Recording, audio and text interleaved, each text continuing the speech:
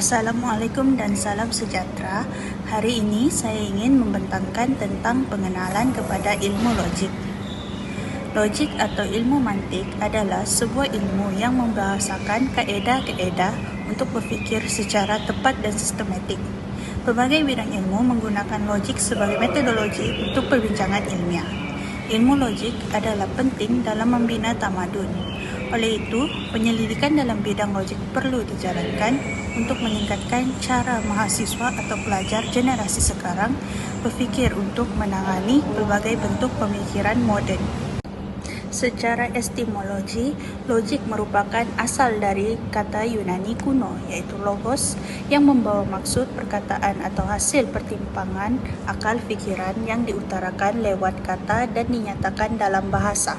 Seterusnya, definisi logik dari aspek terminologi pula menyatakan bahawa logik adalah cabang falsafah dalam bahagian aksiologi yang mengkaji prinsip-prinsip penaklukan yang betul. Ia membantu individu membezakan antara hujahan yang sah dan benar dengan hujahan yang tidak sah dan tidak benar.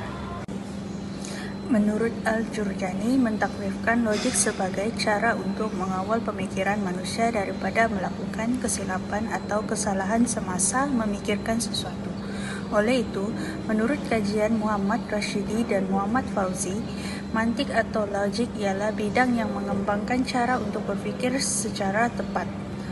Oleh itu, tidak dinafikan lagi bahawa ilmu logik memainkan peranan penting dalam menghasilkan graduan yang menjadikan keluarga Malaysia sejahtera dengan menjadi profesional dan berfikiran matang.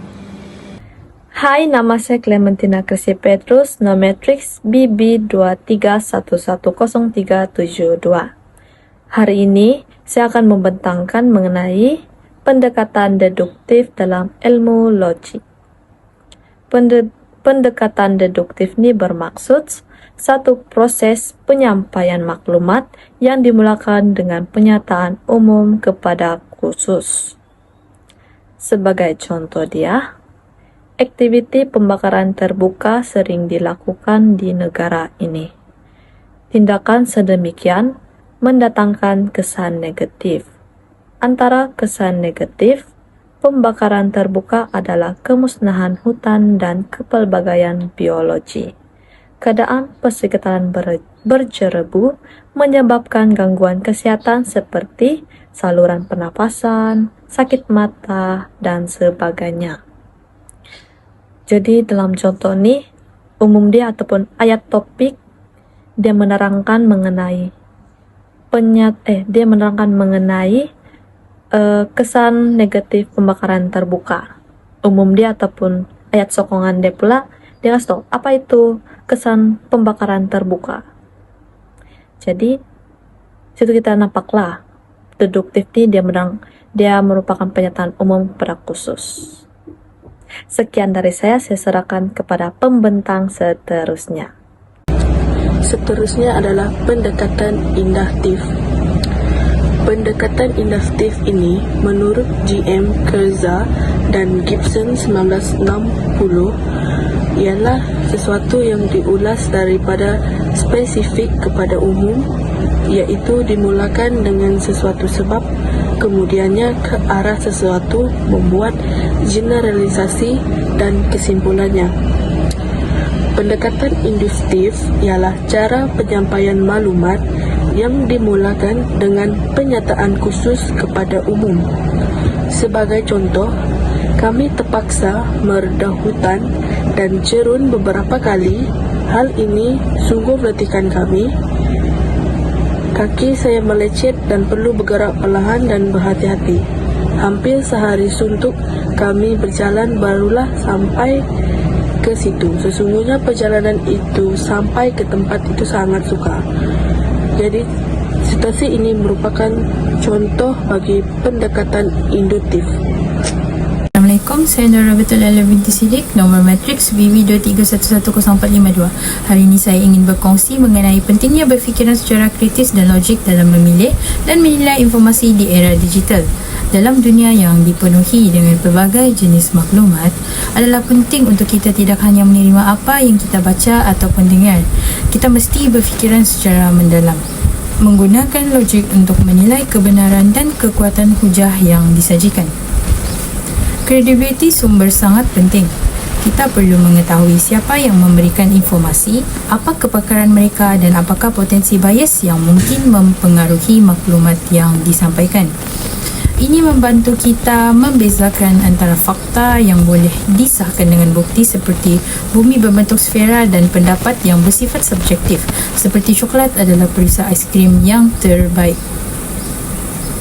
Kesimpulannya, mengasah kemahiran berfikir kritis dan logik bukan sahaja melindungi kita dari maklumat yang salah, tetapi juga memperkuat kemampuan kita dalam membuat keputusan yang tepat berdasarkan fakta yang sah dan dapat dipercayai. Terima kasih. Seterusnya saya akan membentangkan isi yang keempat, yaitu analisis logik terhadap hujan. Seperti yang kita tahu, ilmu logik mempelajari cara berpikir yang sistematik, teratur, dan rasional.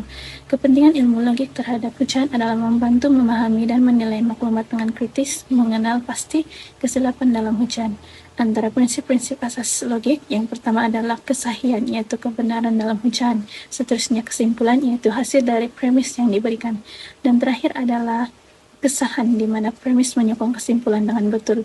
Seterusnya terdapat 5 teknik analisis logik terhadap hujan, yaitu yang pertama, identifikasi premis dan kesimpulan, yaitu mengenal pasti dasar hujan. Kedua, penilaian kepercayaan premis, yaitu menilai kesahihan premis. Dan ketiga, menarik kesimpulan atau inferensi, yaitu menilai logik kesimpulan dari premis.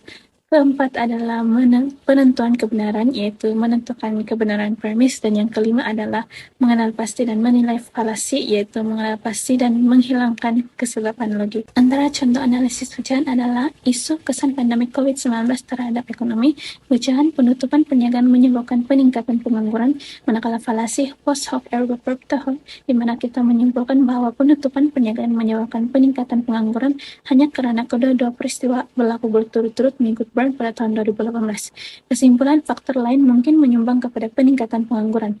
Seterusnya, aplikasi ilmu logik terhadap hujan dalam isu semasa, contoh perubahan iklim. Premis activity manusia meningkatkan pelepasan gas rumah hijau, manakala kesimpulan peningkatan pelepasan gas rumah hijau menyebabkan peningkatan suhu global. Dalam artikel analisis premis dalam hujan, perubahan iklim oleh Johnson pada tahun 2019, mengatakan bahwa dengan mengenal pasti premis-premis ini, kita dapat menilai kesahihan dan kesahan hujan tersebut.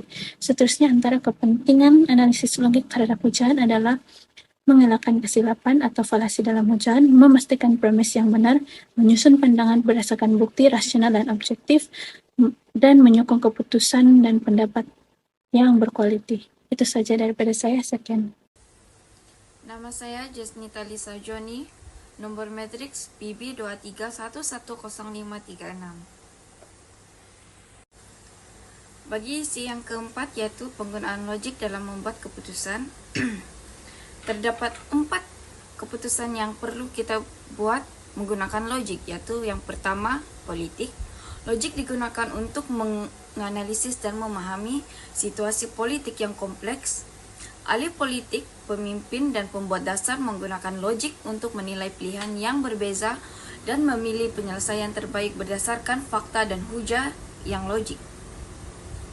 Bagi ekonomi pula, logik adalah asas utama untuk membuat keputusan, pelaburan, menggubal dasar fiskal, dan mengurus sumber dengan cekap. Dalam sebuah perniagaan, logik digunakan untuk menilai risiko dan peluang, memilih strategi yang paling berkesan, dan membuat keputusan yang memberi kesan kepada pertumbuhan dan kesejahteraan syarikat. Bagi yang ketiga pula, yaitu sosial, logik membantu kita dalam memahami dinamik kompleks yang melibatkan interaksi manusia. Dengan adanya penggunaan logik, individu dan juga organisasi boleh menilai kesan pelbagai program dan inisiatif sosial dan dapat memilih penyelesaian yang paling berkesan untuk menangani semua masalah sosial. Bagi yang terakhir, yaitu alam sekitar, kita menghadapi banyak cabaran dalam konteks persekitaran seperti perubahan iklim, kehilangan biodiversity, dan juga pencemaran alam sekitar. Dengan adanya penggunaan logik, kita boleh mengaitkan aktiviti manusia dengan kesejahteraan ekosistem kita. Seterusnya, pemikiran kreatif dan literal dalam ilmu logik. Ilmu logik sering dikaitkan dengan pemikiran deduktif dan induktif, walau bagaimanapun, ilmu logik tidak hanya terhad untuk seseorang sahaja. Namun yang lain juga mempunyai ilmu logik mereka untuk berfikir mencari jalan penyelesaian. Pemikiran kreatif asas daripada pemikiran saintifik.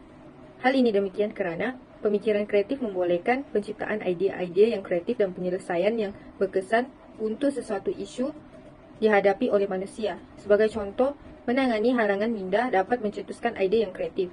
Hal ini demikian kerana dapat memberikan seseorang tersebut keupayaan berfikir serta kebolehan dalam menggunakan sumber sedia ada seperti pengetahuan mereka. Selain itu, pemikiran literal juga penting dalam bidang logik kerana dapat membantu dalam mengkaji pelbagai masalah untuk memperolehi rumusan untuk cara penyelesaian sehingga dapat membantu mencari cara penyelesaian yang teliti dan berkesan. Menurut Dr. Edward de Bono pula, pemikiran literal dapat didefinisikan sebagai penerokaan pelbagai kemungkinan dan pendekatan yang bukannya mengejar sesuatu pendekatan. Dengan menggunakan konsep yang saling berkaitan, pemikiran literal mempunyai asas yang dipengaruhi oleh tradisi falsafah terdahulu dan juga dikenali sebagai pemikiran selari, iaitu dengan mengemukakan idea-idea yang saling berkaitan. Pemikiran literal juga digunakan dalam menangani masalah kesihatan dunia seperti pandemik COVID-19, iaitu pendekatan literal memungkinkan untuk menggabungkan semua ilmu kesihatan, ekonomi dan sosial bagi menjalankan strategi yang efektif dalam pengawalan penyebaran virus tersebut. Selamat sejahtera semua, nama saya Sarbin Anurajanandan. Hari ini saya ingin membentangkan kesimpulan ilmu logik berperanan membentuk cara berfikir. Apakah itu ilmu logik dalam membentuk cara berfikir secara matang? Ilmu logik itu mempengaruhi macam mana seseorang dapat berfikir secara matang dengan menggunakan gaya fikir dannya. Sebagai contoh, sebelum melakukan sesuatu aktiviti, seseorang individu wajib berfikir secara matang dan secara logik sebelum melakukan kerja itu, yaitu dari perspektif apakah motif kita lakukan aktiviti tersebut. Adakah aktiviti tersebut memberikan kesan ataupun impak baik atau negatif kepada kita. Sebagai contohnya, sekiranya seseorang individu dapat melakukan dirinya dalam aktiviti yang tidak dapat berfaedah dan melakukan aktiviti itu dengan tidak berfikir secara logik, ia akan menjejaskan imejnya sendiri apabila aktiviti tersebut membawa kesan positif, kesan negatif, melainkan kesan positif membawa kebaikan kepada dirinya itu. Oleh itu, sebelum membuat sesuatu keputusan, kita wajar melakukan ataupun berfikir secara matang dan rasional dengan logik bagaimana aktiviti tersebut memberi impak kepada kita. Itu saja daripada saya. Terima kasih.